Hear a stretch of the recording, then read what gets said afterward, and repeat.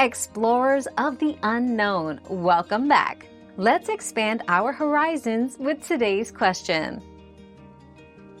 A popping sound in your ear when you yawn is generally caused by the Eustachian tube opening and closing. This tube helps to maintain air pressure balance between your middle ear and the outside environment. Yawning helps to equalize this pressure, hence the popping sound.